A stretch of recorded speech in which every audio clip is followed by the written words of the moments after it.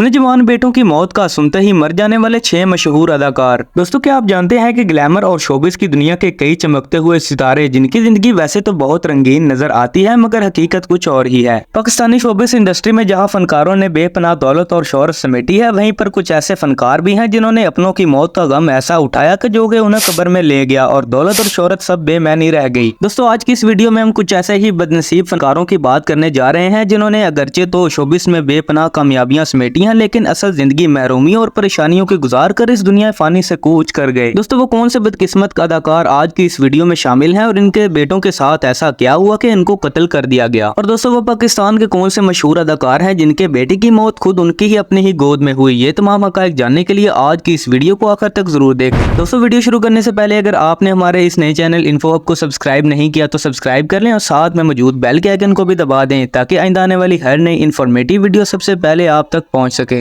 Number 1 Masood Akhtar. दोस्तों हमारी आज की इस वीडियो में पहले नंबर पर पाकिस्तान टीवी, रेडियो और फिल्म इंडस्ट्री के मशहूर फनकार मसूद अख्तर आते हैं, जिनका शुमार पाकिस्तान टेलीविजन और फिल्म इंडस्ट्री के सीनियर अदाकारों में होता है। दोस्तों मसूद अख्तर का ताल्लुक साहिवाल से था, जो कि साल 1940 को साहिवाल में ही पैदा हुए थे। दोस्तों आपको बताते चले कि वो ग्रेजुएशन की डिग्री हासिल करने के बाद एक बैंक में मुलाजमत करने लगे, मगर इनको साथ ही साथ अदाकारी का शौक हद से ज्यादा था। साल 1962 में जॉब के दौरान उन्होंने थिएटर की दुनिया में कदम रखा और अपनी जानदार अदाकारी से थिएटर में अपनी जगह बनाने में कामयाब हो गए। दोस्तों इसके बाद साल 1968 में शबाब किरानवी ने इनको फिल्मों में काम करने की ऑफर की, जो कि उन्होंने खुशी खुशी कबूल कर ली। इनकी पहली फिल्म का नाम संग दिल था, जबकि दूसरी सुपरहिट फिल्म मेरा नाम है मोहब्बत, इसमें मसूद अख्तर सपोर्टिंग रोल में नजर आए, जो कि उनके कैरियर की लाजवाब फिल्म साबित हुई। दोस्तों आपको ये जानकर काफी ज्यादा हैरत होगी कि मसूद अख्तर ने तकरीबन 135 से ज्यादा फिल्मों में काम किया है, जिनमें पश्तो, पंजाबी और चंद उर्दू फिल्में भी शामिल हैं। दोस्तों साल 1970 की दहाई में मसूद अख्तर ने ड्रामों में कदम रखा और यहाँ भी कामयाबियां समेटते चले गए। 14 अगस्त साल 2005 को मसूद अख्तर को प्राइड ऑफ परफॉर्मेंस के अवार्ड से भी नवाजा गया। दोस्तों मसूद अख्तर साहब की 2 बेटियों और एक बेटा था, जो कि 26 साल का था। दोस्तों सितंबर साल 2021 को उनके बेटे की अचानक तबीयत खराब हो गई और हार्ट अटैक हो गया और यूं साल 2021 में उनके जवान बेटे की मौत वाक़या हो गई। दोस्तों अपने बेटे की अचानक मौत के बाद मसूद अख्तर ने यह सदमा दिल पर लिया और अचानक बीमार हो गए। जब मसूद अख्तर साहब का टेस्ट करवाया गया तो मालूम पड़ा कि उन्हें फेफड़ों का कैंसर हो चुका है और इसके तकरीबन 3 माह बाद 5 मार्च साल 2022 को मसूद अख्तर साहब का भी इंतकाल हो गया और उनकी वफात के बाद उन्हें म्यानी साहब कब्रिस्तान लाहौर में सुपुर्द खाक कर दिया गया। नंबर 2 राशिद महमूद। दोस्तों हमारी लिस्ट में दूसरे नंबर पर मशहूर फनकार राशिद महमूद आते हैं, जो कि पाकिस्तान टेलीविजन और रेडियो इंडस्ट्री के मशहूर मारूफ फनकार समझे जाते हैं।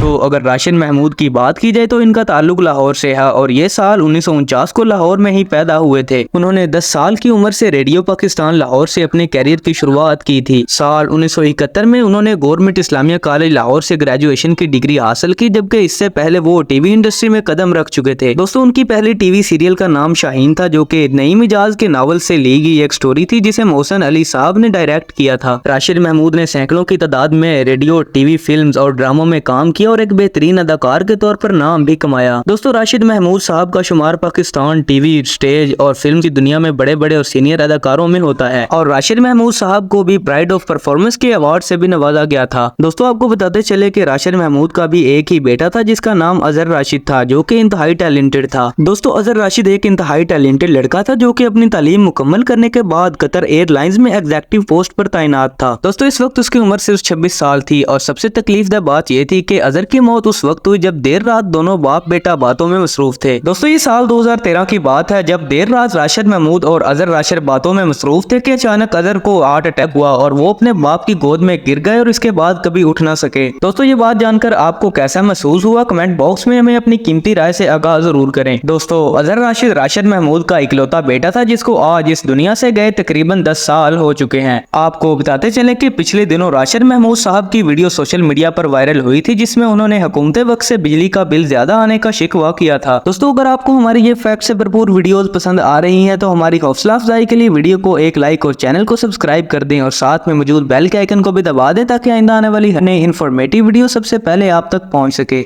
नंबर 3 जमील फखरी। दोस्तों आज की इस वीडियो में हमारी लिस्ट में तीसरे नंबर पर मशहूर अदाकार जमील फखरी आते हैं, जिनका ताल्लुक लाहौर से था और ये साल 1946 को पैदा हुए थे। जमील फखरी साहब एक बैंक में मुलाजिम थे, जो कि नेशनल बैंक ऑफ पाकिस्तान में मुलाजमत करते थे। दोस्तों जमील फखरी ने अपनी अदाकारी का आगाज थिएटर से किया और उन्होंने बेशुमार फिल्मों और टीवी ड्रामों में अपने अदाकारी से देखने देखने वालों के ज़हनों में हमेशा हमेशा के लिए नकूश छोड़ दिए। जमील फकरी ने भी फिल्म इंडस्ट्री में बेपनाह कामयाबी और दौलत समेटी थी, जिस बात का सबूत उनके सुपरहिट और लाजवाब ड्रामे थे। आपको बताते चले कि ये सारी दौलत और शोहरत उस वक्त बेमैनी हो गई जब जमील फकरी साहब का बेटा, जो कि अमेरिका में तालीम हासिल कर रहा था, इसे साल 2010 में अगवा कर लिया गया। इसके बाद मालूम हुआ कि अगवाकारों ने इसके बेटे की जान ले ली है, और इससे भी दुखदे बात यह थी कि उन्होंने बेरहमी से इसके टुकड़े टुकड़े करके इसे आग में जला दिया। और यकीनन ये तकलीफ दे बात थी जिसने जमील फकरी को मफलूज करके रख दिया। जवान बेटे की इस तरह तकलीफ दा मौत का गम इतना ज्यादा था कि 31 मई साल 2011 को जमील फकरी को भी हार्ट अटैक हो गया, जिस वजह से वो कोमा में चले गए और आखिर 9 जून साल 2011 को खुद भी इंतकाल कर गए। और यूं पाकिस्तान शोबिस इंडस्ट्री का एक और लेजेंड फनकार अपने बेटे के गम में इंतकाल कर गया। नंबर 4, रूही बानो। दोस्तों, रूही बानो पाकिस्तान टीवी इंडस्ट्री की एक बहुत ही बाकमाल फनकारा थी, जिसने अगरचे कमाल का अरूज देखा, मगर फिर ऐसा बदतरीन जवाल भी आया कि जिसे देखकर हर आंख अश्कबार हो जाए। रूही बानो पाकिस्तान टेलीविजन इंडस्ट्री की लेजेंड फनकारा थी, जो कि आला तालीम याफ्ता फनकारा भी समझी जाती थी। दोस्तों, रूही बानो को भी अपने इकलौते बेटे के गम ने दर दर की ठोकरें खाने मजबूर कर दिया, जो कि बिल आखिर उनकी मौत पर खत्म हुई। दोस्तों, साल 2005 में रूही बानो के इकलौते सहारे यानी कि उनके बेटे को नामालूम अफराद ने ईद के तीसरे रोज कत्ल कर दिया, और यही इकलौता बेटा ही इसका वाहिद सहारा था। दोस्तों, इनके बेटे की अचानक मौत से रूही बानो अपना ज़हनी तवाज़ुन खो बैठी। ये कई साल लाहौर की सड़कों पर खाक छानती रही, जबकि लाहौर के पोश इलाके गुलबर्ग में एक आलीशान घर जो कि करोड़ों की मालियत का था, ये सब कुछ छोड़कर कई साल लाहौर की सड़कों पर फकीराना हुलिया में फिरती रही और किसी को कानों कान खबर ना हो सकी। दोस्तों, फिर कई सालों बाद जब मीडिया पर इनकी फकीराना तस्वीर और खबरें चली तो इदारे हरकत में आ गए। साथी फनकारों ने इनका इलाज करवाने की बहुत कोशिश की, मगर ये मुकम्मल तंदुरुस्त ना हो सकी। आपको ये बात जानकर काफी ज्यादा हैरत होगी कि एक लंबा अरसा उन्हें लाहौर के एक पागल खाने में भी गुजारना पड़ा।